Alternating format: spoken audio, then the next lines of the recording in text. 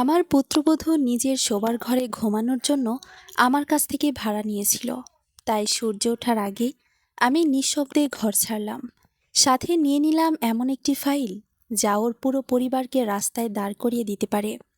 মঙ্গলবার সকাল 7টায় আমার রান্নাঘর থেকে চায়ের সুবাস আসছিল না, সেখান থেকে ফিনাইলের গন্ধ আসছিল, তীব্র ঠান্ডা, ঠিক কোনো সরকারি হাসপাতালের বারান্দার মতো। কাউন্টার থেকে আমার পুরনো পিতলের ফিল্টারটা উধাও হয়ে গিয়েছিল, যেটি আমার প্রয়াত স্বামী মোহন 32 বছর ধরে প্রতিদিন সকালে ব্যবহার করতেন। তার জায়গায় এখন নীল আলো জ্বালানো একটা রূপলি রঙের কফি মেশিন রাখা, এত দামি যে আমার রান্নাঘরে থাকতে নিজেই যেন লজ্জিত বোধ করছিল। আমার পুত্রবধূ পূজা আমার ফিল্টারটাকে অস্বাস্থ্যকর ঘোষণা করে ওপরের তাকে তুলে রেখেছিল। সে ভালো করে জানতো যে টুল ছাড়া আমি ওটা নাগাল পাবো না। সে এটাও জানতো যে আমার 2 হাঁটুতে আর্থ্রাইটিস আছে। উদ্দেশ্য তো সেটাই ছিল। আমার নাম সুশীলা রায়, আমার বয়স 67 এবং গত 6 মাস ধরে আমি সেই বাড়িতে থাকার জন্য ভাড়া দিয়েছি, যা আমার স্বামী নিজের হাতে গড়েছিলেন। আমি গরিব ছিলাম বলে নয়, কিংবা বাড়িটা ওদের ছিল বলেও নয়, কারণ আমার ছেলে ভুলে গিয়েছিল যে তার স্ত্রী তাকে কার হুকুম মানতে হবে তা শেখানোর আগে কে তাকে খাইয়ে দেয় বড় করেছিল। ইন্দিরানগরের এই বাংলোটা আমার ছিল। প্রতিটি ইট, প্রতিটি জানালা, উঠোনের প্রতিটি ফাটল, যেখানে একসময় বর্ষার সন্ধ্যায় আমি আর মোহন গরম চা খেতে খেতে নাতি নাতনির হাসি গল্পে ভরা ভবিষ্যতের পরিকল্পনা করতাম। তারপর মোহন মারা গেলেন, আর বাড়িটার রং বদলে গেল। বাইরে থেকে নয়, ভেতর থেকে। প্রথমে পূজার আলমারিটা সরিয়ে দিল, কারণ বেশি ধূপধুনো দিলে পর্দার মধ্যে কেমন একটা পুরনো গন্ধ হয়ে যায়। তারপর সে মোহনের কাঠের চেয়ারটা ফেলে দিল। এরপর আমার স্টিলের থালা বাসনগুলো স্টোর রুমে চালান করে দিয়ে এমন সব বিদেশি ডিনার সেট কিনলো যা কেউ ছোঁয়ার সাহস পেত না। তার কিছুদিন পর ওর মা সবিতা কয়েক সপ্তাহের জন্য এলেন। 3টে সুটকেস, 2টো সোনার বালা, একটা চিরস্থায়ী কাশি, আর চামড়া কেটে ফেলার মতো ধারালো মুখ। 1 মাসের মধ্যে সবিতা মাস্টার বেডরুমে গিয়ে শুলেন, আমার শোবার ঘরে, যে ঘরে মোহন শেষ নিঃশ্বাস ত্যাগ করেছিলেন। আমি কারণ জিজ্ঞেস করতেই পূজা হেসে বলল, মম্মির পিঠে ব্যথা আছে মাজি। আপনার তো মানে নেওয়ার অভ্যাস আছে। মানেই নেওয়া এ একটা শব্দ চিতার আগুনের চেয়েও বেশি ভারতীয় নারীকে জীবন্ত কবর দিয়েছে। আমার ছেলে নিখিল মেঝের দিকে তাকিয়ে রইল। মা, দয়া করে বোঝার চেষ্টা করো, এটা সাময়িক। সাময়িক দেখতে দেখতে 6 মাস হয়ে গেল। আমার ঘরটা হয়ে গেল পেছনের বারান্দার কাছের ছোট্ট একটা স্টোররুম। আমার আলমারিটা বদলে হলো একটা প্লাস্টিকের ট্রাঙ্ক, আর আমার সকালে নাস্তা খাওয়ার জন্য নিতে হতো অনুমতি। এরপর শুরু হলো ভাড়ার অত্যাচার। একদিন প্রাতরাশের সময় পূজা আমার সামনে একটা খাতা রাখলো। সে বলল, সংসারের খরচ অনেক বেড়ে গেছে। সবিতা তার পাশে বসে আমার কাপ থেকে চুমুক দিচ্ছিলেন। আমার কাপ, সেই নীল রঙের কাপটা যেটা মোহন মহীশূর থেকে কিনে এনেছিলেন। সবিতা বললেন, তুমি তো পেনশন পাও, তাই না? তাহলে কিছু অবদান রাখো। আমি নিখিলের দিকে তাকালাম। সে চুপচাপ পোহা খেয়ে যাচ্ছিল। কত? আমি জিজ্ঞেস করলাম। পূজা হাসল। মাসে 30,000 টাকা। আমি প্রায় হেসেই ফেলেছিলাম। কিসের জন্য? আপনার থাকার জন্য। সে বলল, আমার থাকা? আমার নিজের বাড়িতে? আমার আঙ্গুল গলে চামচটা পড়ে গেল। নিখিল অবশেষে মাথা তুলল। মা, এটাকে আবেগতাড়িত করো না। পূজা সবকিছু একাই সামলাচ্ছে। আমি সেই ছেলেটার দিকে তাকিয়ে রইলাম, যাকে ডেঙ্গু জ্বরের সময় টানা 9 রাত না ঘুমিয়ে আমি কোলে করে রেখেছিলাম। যে ছেলেটা ছোটবেলায় বলতো, মা, আমি বড় হয়ে তোমার জন্য রাজপ্রাসাদ কিনে দেব। এখন সে আমার নিজের নামের বাড়ির জন্যই আমার কাছ থেকে ভাড়া চাইছে। আমি টাকাটা দিয়েছিলাম প্রথম মাসে, তারপর দ্বিতীয় মাসে, তারপর তৃতীয় মাসেও।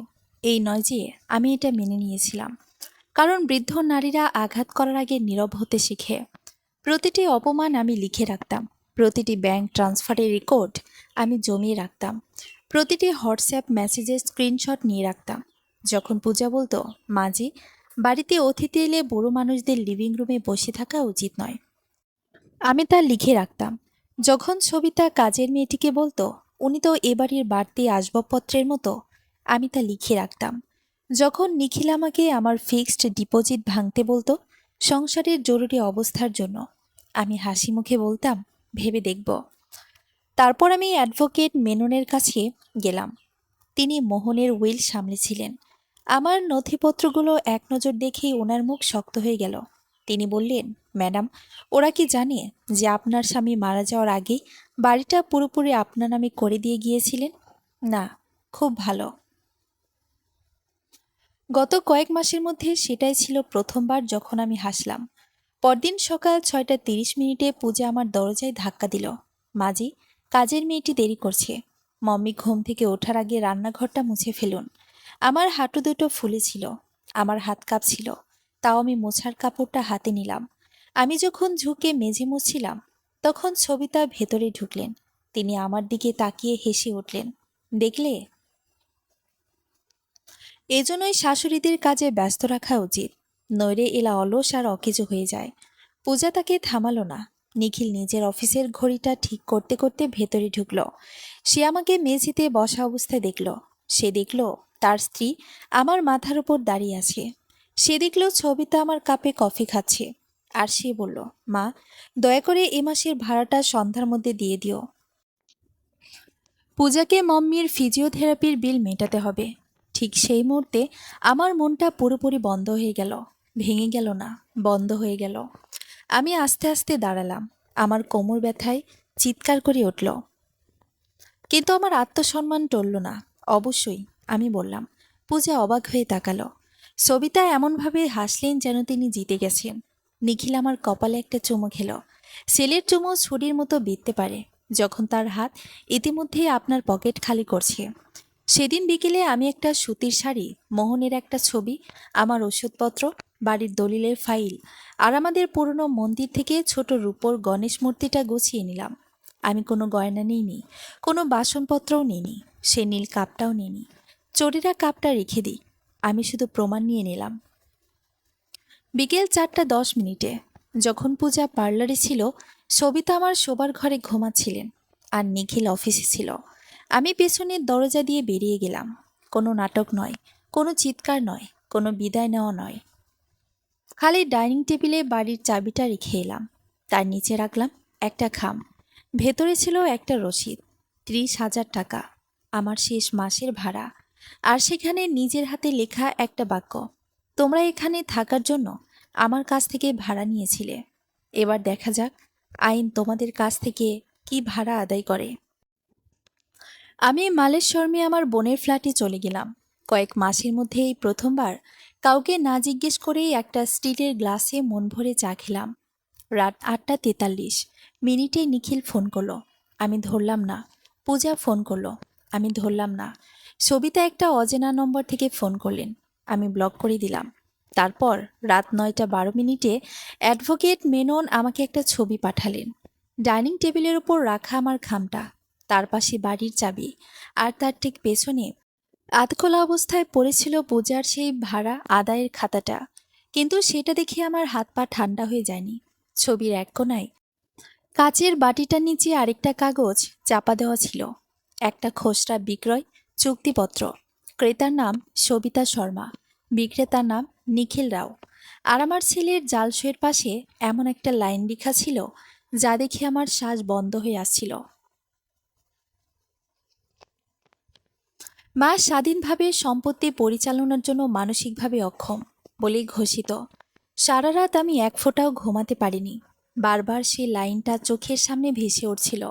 মা মানসিকভাবে অক্ষম। যে ছেলে আমার হাত ধরে প্রথম স্কুলে গিয়েছিল, সেই ছেলে আজ আমাকে পাগল প্রমাণ করার কাগজে সই করেছে। ভোর 5টার দিকে আমি উঠে বারান্দায় গিয়ে বসি। মালেশ্বরমের রাস্তাগুলো তখনও আধো অন্ধকার। দূরে মন্দিরের ঘণ্টা বাজছিল। আমার বোন কমলা চুপচাপ এসে পাশে বসল। চা দেব? আমি মাথা নেড়ে হ্যাঁ বললাম। চায়ের কাপ হাতে নিয়েও আমি চুমুক দিতে পারছিলাম না। কমলা ধীরে বলল, সুশীলা, তুই কি এবার সত্যিটা বলবি? আমি তার দিকে তাকালাম। কোন সত্যি? যেটা তুই মোহনদার মৃত্যুর পর এত বছর ধরে লুকিয়ে রেখেছিস। আমার বুকের ভেতরটা মোচড় দিয়ে উঠল, কারণ কমলা জানত সবটা না, কিন্তু অনেকটাই। আমি আসতে বললাম, এখনো সময় হয়নি। ঠিক তখনই ফোন বেজে উঠল। অ্যাডভোকেট মেনন। আমি ফোন ধরতেই উনি বললেন, ম্যাডাম, আপনি এখন কোথায় আছেন সেটা কাউকে বলবেন না। কেন? কারণ আজ সকালে আপনার ছেলে থানায় জিডি করেছে। আমার হাত কেঁপে উঠল। কিসের জিডি? মিনুনের গলা ঠান্ডা হয়ে গেল। সে অভিযোগ করেছে যে আপনি মানসিক ভারসাম্য হারিয়ে বাড়ি থেকে গুরুত্বপূর্ণ নথিপত্র চুরি করে পালিয়েছেন। আমি কয়েক সেকেন্ড চুপ করে রইলাম। তারপর ধীরে জিজ্ঞেস করলাম, ওরা কি বাড়িটা বিক্রি করার তাড়া দিচ্ছে? হ্যাঁ, মেনন বললেন। আরও বড় সমস্যা আছে। ওরা ইতিমধ্যে একজন বিল্ডারের সঙ্গে অগ্রিম টাকাও দিয়েছে। আমার বুকের ভেতর আগুন জ্বলে উঠল। মোহন সে বাড়িটা ইট করে গড়েছিলেন। বিয়ের পর আমরা 5 বছর ভাড়া বাড়িতে থেকেছি শুধু এই জমিটার জন্য টাকা জমানোর উদ্দেশ্যে। আর আজ আমার ছেলে সেই বাড়িটা বিক্রি করছে তার শাশুড়ির নামে। আমি ধীরে বললাম, কত টাকা নিয়েছে? 2 কোটি অগ্রিম। কমলার হাত থেকে কাপটা প্রায় পড়ে যাচ্ছিল। 2 কোটি? মেনন বললেন, আরও একটা জিনিস আছে ম্যাডাম। আপনি কি অক্ষমতার সার্টিফিকেটে সই করা ডাক্তারের নাম চেনেন? না। ডাক্তার রাহুল শর্মা। আমার মাথার ভেতরটা ঝাঁকুনি খেল। শর্মা? সবিতার ভাইয়ের ছেলে। মানে পুরো খেলাটা পরিবারের। আমাকে মানসিক রোগী বানিয়ে বাড়ি বিক্রি করে আমাকে বৃদ্ধাশ্রমে পাঠিয়ে দেওয়ার পরিকল্পনা। হঠাৎ আমার ভেতরের ভয়টা অদ্ভুতভাবে শান্ত হয়ে গেল। যখন একজন মা বুঝে যায় যে তার সন্তান আর তার নেই, তখন কান্নাও মরে যায়। আমি শুধু বললাম, মেনন স্যার, কেস ফাইল করুন। কোন কেস? প্রতারণা, জালিয়াতি, মানসিক নির্যাতন, বয়স্ক নাগরিকদের সম্পত্তি দখলের চেষ্টা। ওপাশে কয়েক সেকেন্ড নীরবতা। তারপর তিনি হালকা হাসলেন। আমি এই মুহূর্তটার অপেক্ষাতেই ছিলাম। সেদিন দুপুরে প্রথমবার আমি নিজের জন্য একটা নতুন শাড়ি কিনলাম। খুব দামি কিছু নয়, সাধারণ সাদা নীল তাঁতের শাড়ি। দোকানদার বলল, কোনো অনুষ্ঠানের জন্য নেবেন ম্যাডাম? আমি আয়নার দিকে তাকিয়ে বললাম, যুদ্ধের জন্য। এদিকে ইন্দিরানগরের বাড়িতে আগুন লেগে গেছে। রূপক অর্থে না, সত্যি সত্যি। সন্ধ্যায় মেনন আমাকে ফোন করে বললেন, আপনার পুত্রবধূ রান্নাঘরে শর্ট সার্কিট করেছে। কেউ আহত হয়েছে? না, কিন্তু আগুনে কিছু কাগজ পড়ে গেছে। আমি শান্ত স্বরে জিজ্ঞেস করলাম, কোন কাগজ? সম্ভবত সেই নকল বিক্রয় চুক্তিপত্র। আমি বুঝে গেলাম ওরা প্রমাণ লুকাতে চাইছে। কিন্তু ওরা জানতো না আমি ইতিমধ্যেই সব স্ক্যান করে 3 জায়গায় রেখে দিয়েছি। মোহন সবসময় বলতেন, বিশ্বাস করো কিন্তু প্রমাণ রেখে দাও। রাত 10টার দিকে হঠাৎ দরজায় কড়া নাড়ার শব্দ হলো। কমলা দরজা খুলতে নিখিল ভেতরে ঢুকলো। আমার ছেলে, চোখ লাল, চুল এলোমেলো, শার্ট কোঁচকানো। দেখে মনে হচ্ছিল বহুদিন ঘুমায়নি। আমাকে দেখে সে হাঁটু গেড়ে বসে পড়ল। মা, প্লিজ বাড়ি চলো। আমার বুকটা কেঁপে উঠল। এই সেই ছেলে যে ছোটবেলায় দুঃস্বপ্ন দেখলে আমার আঁচল ধরে ঘুমাতো, কিন্তু পরের কথাটাই সব শেষ করে দিল। পূজা খুব ভয় পাচ্ছে। যদি কেস হয়ে যায়, আমাদের সমাজে মুখ দেখানো যাবে না। আমাদের, সে এখনো আমাদের বলছে। আমি কোথায়? আমি শান্তভাবে জিজ্ঞেস করলাম, তুই কি জানতিস ওরা আমাকে মানসিক রোগী বানাতে চাইছে? নিখিল মাথা নিচু করল। ওই নীরবতায় উত্তর ছিল। আমার শরীরের প্রতিটা হাড় যেন ঠান্ডা হয়ে গেল। আমি ধীরে উঠে দাঁড়ালাম। তার সামনে গিয়ে বললাম, তুই জানিস নিখিল, একজন মা কখন সবচেয়ে বেশি মরে? সে কাপা গলায় বলল, মা। আমি বললাম, যখন তার ছেলে তাকে বোঝা ভাবে না, সম্পত্তি ভাবে। নিখিল আমার পা ছুতে যাচ্ছিল। আমি এক পা পিছিয়ে গেলাম। আজ থেকে আমি তোমার জন্মদাত্রী মা নই। তার চোখ দিয়ে পানি পড়ছিল, কিন্তু অদ্ভুতভাবে আমার এক ফোঁটা কান্নাও পেল না। কারণ কিছু সম্পর্ক কাদার আগেই পুড়ে ছাই হয়ে যায়। পরদিন সকাল থেকেই ফোন থামছিল না। আত্মীয় স্বজন, পাড়াপড়শি, দূর সম্পর্কের কাকিমা পর্যন্ত সবাই একই প্রশ্ন করছিল, সুশীলা, শুনেছি তুমি নাকি মানসিকভাবে অসুস্থ। আমি শুধু হেসেছিলাম। এই সমাজে একজন বৃদ্ধা নারী যদি নিজের অধিকার চায়, তাহলে তাকে 2টা নাম দেওয়া হয়, লোভী অথবা পাগল। কমলা আমার পাশে বসে রাগে ফুঁসছিল। আমি এখনই সবাইকে সত্যিটা বলে দিচ্ছি। আমি তাকে থামালাম, না, এখন না। কেন? আমি জানালার বাইরে তাকালাম।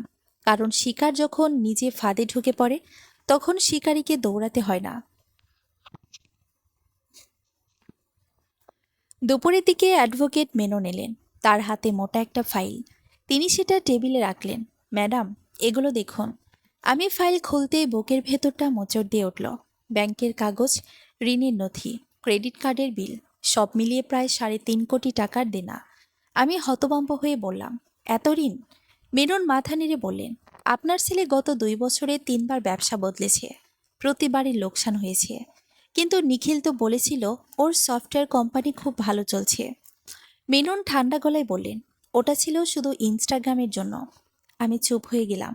আজকাল মানুষ সংসার না, ছবি চালায়। মেনন আবার বললেন, সবচেয়ে বড় কথা জানেন? তিনি একটা কাগজ এগিয়ে দিলেন। আমি পড়তেই হাত ঠান্ডা হয়ে গেল। ওরা আমার নামে নেওয়া ফিক্সড ডিপোজিটের নমিনি বদলানোর চেষ্টা করেছে আমার অনুমতি ছাড়া। কমলা চিৎকার করে উঠল, এগুলো তো সরাসরি অপরাধ। হ্যাঁ, মেনন বললেন, কিন্তু আরও ভয়ঙ্কর ব্যাপার আছে। তিনি আরেকটা ছবি বের করলেন, সিসিটিভির স্ক্রিনশট। ছবিতে পূজা একটা আলমারি খুলছে, আমার আলমারি, আর তার পাশে দাঁড়িয়ে সবিতা। আমি ফিসফিস করে বললাম, ওরা কি খুঁজছিল? মেনন গভীরভাবে আমার দিকে তাকালেন। সম্ভবত সেই জিনিসটা যেটা আপনি এখনো কাউকে বলেননি। ঘরের ভেতর নীরবতা নেমে এলো। কমলা ধীরে বলল, সুশীলা, তুই কি এখনো ওদের বলিসনি? আমি চোখ বন্ধ করলাম। মোহনের মুখটা ভেসে উঠল, হাসি মুখ, ক্লান্ত চোখ, আর মৃত্যুর আগের সেই কথাটা। সময় এলে তবেই বলো। আমি ধীরে উঠে আলমারির কাছে গেলাম। ব্যাগের ভেতর থেকে একটা পুরনো বাদামি খাম বের করলাম। খামটা এত পুরনো যে কণাগুলো হলদেটে হয়ে গেছে। মেনন সেটা দেখে সোজা হয়ে বসলেন। এটা কি? আমি মাথা নেড়ে বললাম, হ্যাঁ। কমলা হাঁ করে তাকিয়ে রইল। আমি ধীরে খামটা খুললাম। ভেতর থেকে বের হলো একটা জন্ম সনদ। নিখিল রাও, জন্ম তারিখ 12 আগস্ট 1991। মায়ের নাম সুশীলা রাও, বাবার নামের জায়গাটা ফাঁকা। মেনন চুপ হয়ে গেলেন। কমলা ফিসফিস করে বলল, তুই আজ ওকে সত্যিটা বলিসনি? আমার গলা শুকিয়ে যাচ্ছিল। না, কারণ নিখিল আমার গর্ভের সন্তান নয়, ওকে আমি কুড়িয়ে পেয়েছিলাম বেঙ্গালুরুর সিটি হাসপাতালের পেছনের ডাস্টবিনের পাশে, একটা নোংরা কাপড়ে জড়ানো। জ্বর নিয়ে কাঁপছিল, ডাক্তার বলেছিল বাঁচবে না। কিন্তু মোহন তাকে কোলে তুলে বলেছিলেন, আজ থেকে এটা আমার ছেলে। আমরা কখনো সন্তান পাইনি, তাই ঈশ্বর আমাদের নিখিলকে দিয়েছিলেন। আর আজ সেই ছেলেই আমাকে রাস্তায় নামাতে চাইছে। কমলা চোখ মুছতে মুছতে বলল, ওকে সব বলে দে। আমি ধীরে মাথা নেড়ে না বললাম, না, এখনো না। মেনন কপাল কুঁচকে বললেন, কেন? আমি জানালার দিকে তাকালাম। দূরে কালো মেঘ জমছে, কারণ ও এখনো বুঝতে পারেনি সে ঠিক কি হারাতে চলেছে। ঠিক তখনই আমার ফোনে একটা মেসেজ এলো, অচেনা নম্বর, শুধু একটা লাইন লেখা, কেস তুলে নিন, না হলে আপনার ছেলের আসল পরিচয় সবাই জেনে যাবে। আমার হাত কেঁপে উঠল। কমলা ভয় পেয়ে বলল, ওরা জানে? আমি ধীরে ফোনটা নামালাম। তারপর প্রথমবারের মতো আমার মুখে একটা ঠান্ডা হাসি ফুটে উঠল। না, ওরা ব্লাফ দিচ্ছে। মেনন অবাক হয়ে বললেন, আপনি এত নিশ্চিত কিভাবে? আমি শান্ত স্বরে বললাম, কারণ নিখিলের আসল পরিচয় আমি ছাড়া আর একজনই জানত। কে?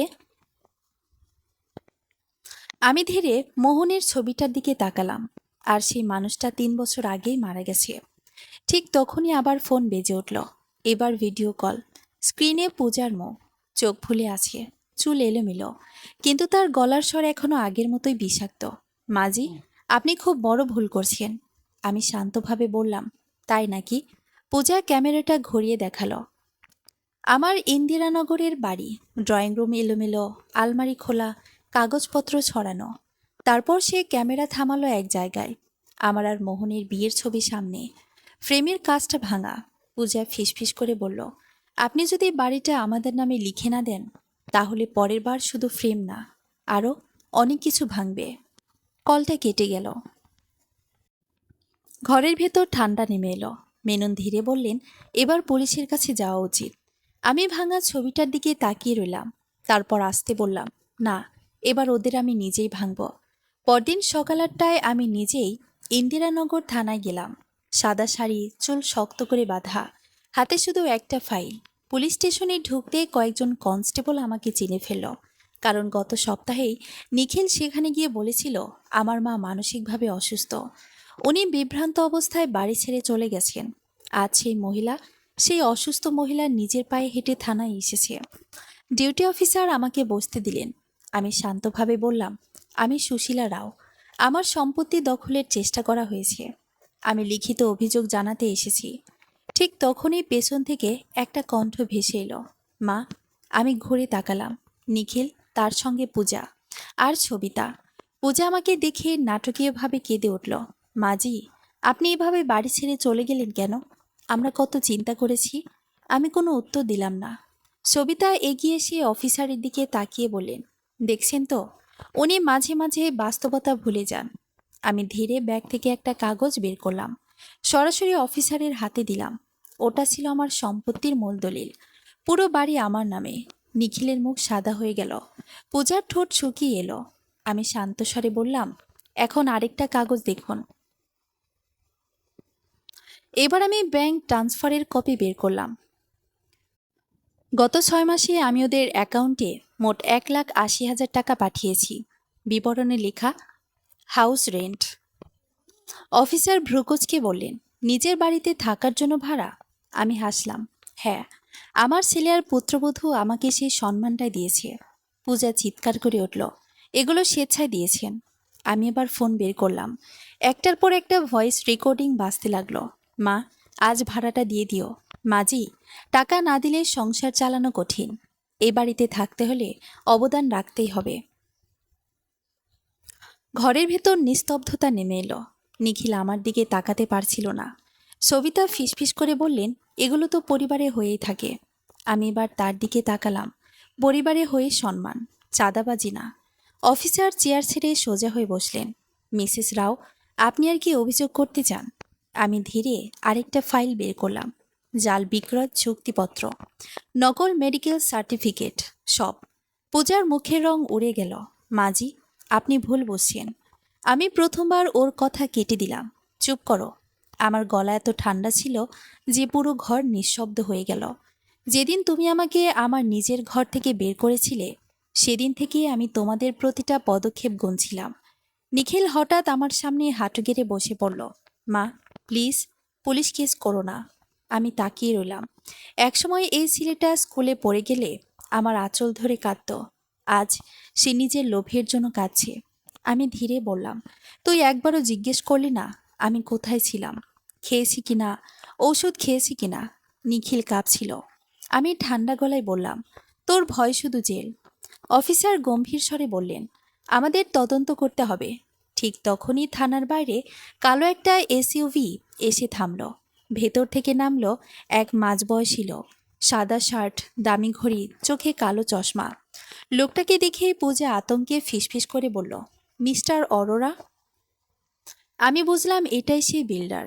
লোকটা থানায় ঢুকে সোজা আমার সামনে এসে দাঁড়ালো। তারপর অবিশ্বাস্য একটা কথা বলল, মিসেস রাও, আমি আপনার কাছে ক্ষমা চাইতে এসেছি। সবাই হতভম্ব। অরোরা ধীরে বলল, আমি জানতাম না আপনার ছেলেরা আপনাকে মানসিকভাবে অক্ষম দেখিয়ে বাড়িটা বিক্রি করতে চাইছে। আমি চোখ সরু করলাম। এখন জানলেন কিভাবে? লোকটা ব্যাগ থেকে একটা পেন ড্রাইভ বের করলো। কারণ গতকাল রাতে আপনার পুত্রবধূ মাতাল অবস্থায় আমার অফিসে এসে সব স্বীকার করেছে। পূজা চিৎকার করে উঠল, মিথ্যে। অরোরা ঠান্ডা হেসে বলল, তাহলে সিসিটিভি ফুটেজ দেখাবো? নিখিল স্তব্ধ হয়ে দাঁড়িয়ে রইল। আমি বুঝলাম ফাটল শুরু হয়েছে। আর লোভী মানুষদের সবচেয়ে বড় শত্রু হলো তাদের নিজেদের ভয়। সেদিন থানায় যা ঘটল সেটা পরদিন পুরো ইন্দিরানগরে ছড়িয়ে পড়ল। ছেলে মাকে পাগল বানিয়ে বাড়ি বিক্রি করতে চেয়েছে।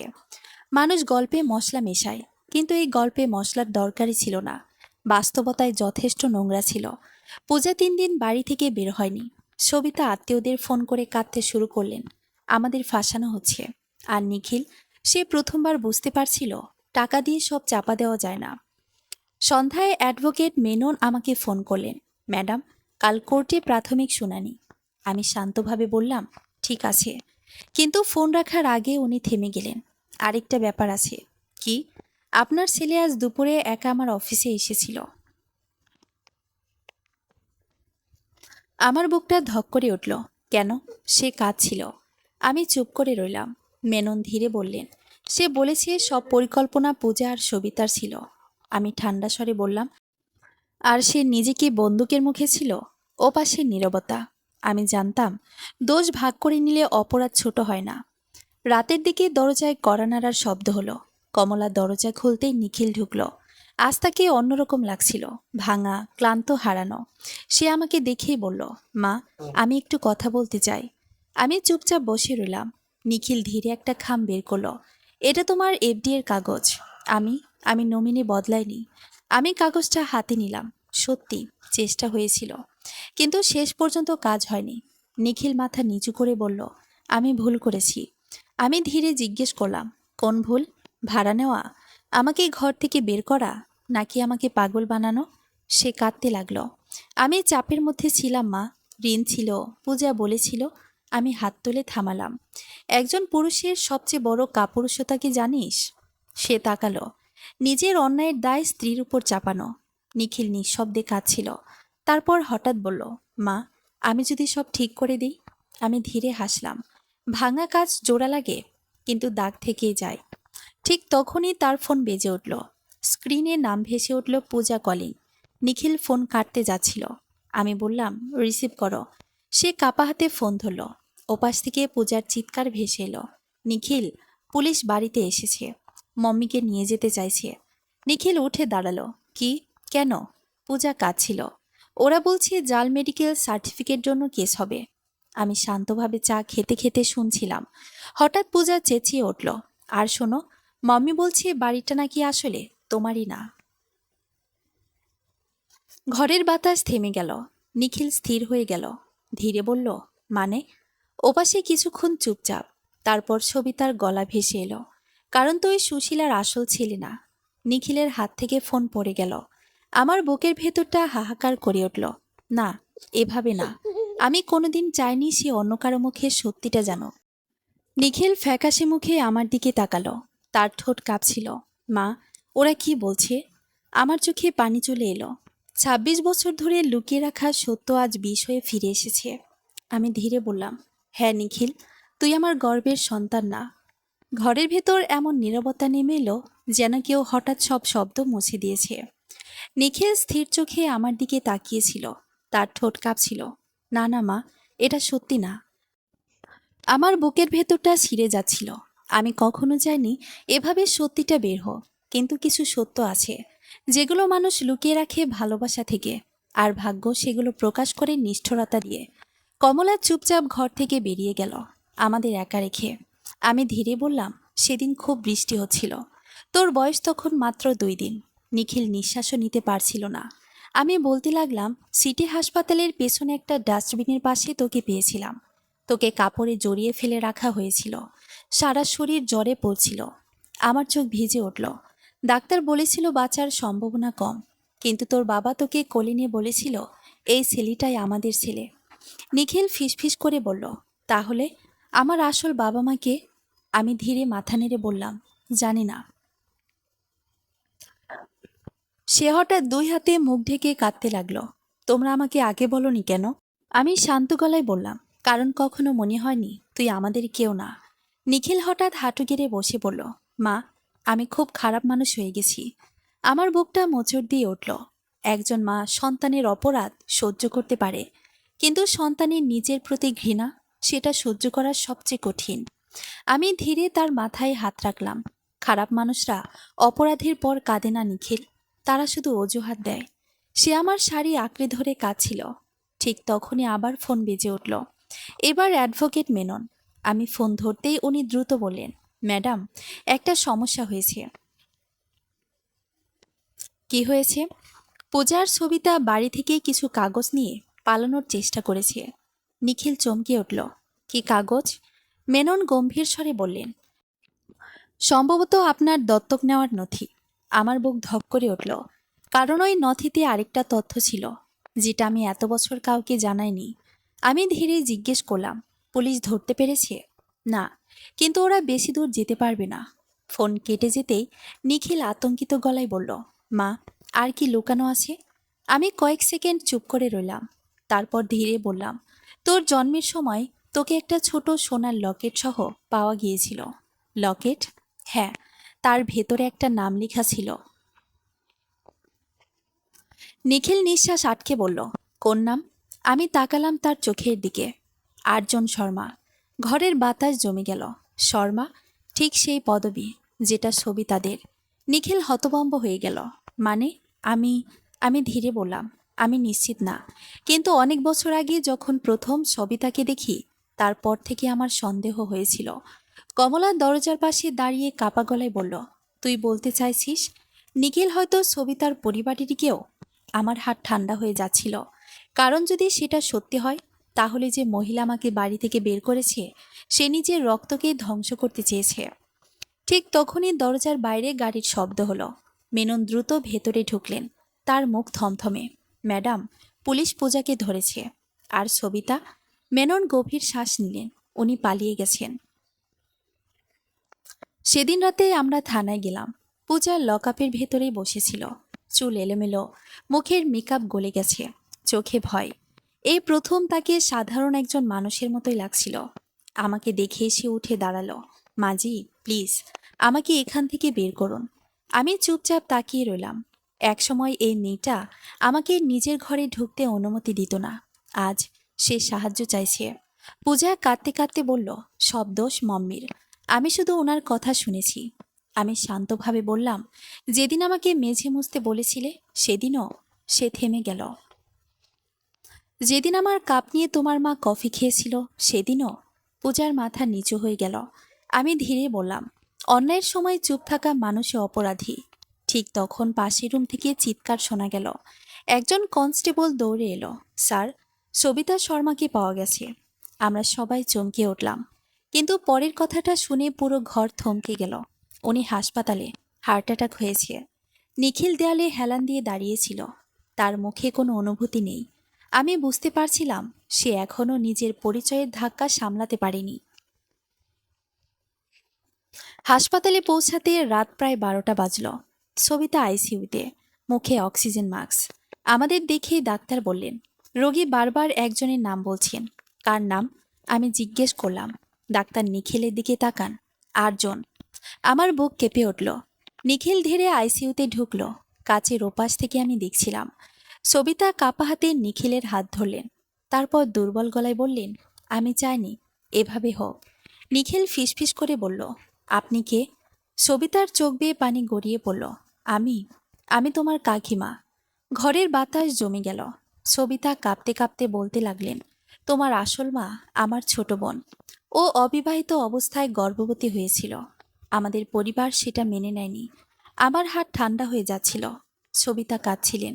বাচ্চা জন্মের পর আমার বাবা আদেশ দেন তোমাকে ফেলে দিতে। নিখিল পেছনে সরে গেল, যেন বিদ্যুৎস্পৃষ্ট হয়েছে। না। সবিতা হাউমাউ করে কেঁদে উঠলেন। আমি বাধা দিইনি। আমি কাপুরুষ ছিলাম। আমার চোখ ঝাপসা হয়ে এলো। এত বছর ধরে যে মানুষটা আমাকে অপমান করেছে সে নিজের অপরাধবোধ থেকেই পালাচ্ছিল। সবিতা কাপা গলায় বললেন, কিন্তু যখন জানলাম সুশীলা তোমাকে মানুষ করেছে আমি হিংসা করতে শুরু করি। আমি স্তব্ধ হয়ে গেলাম।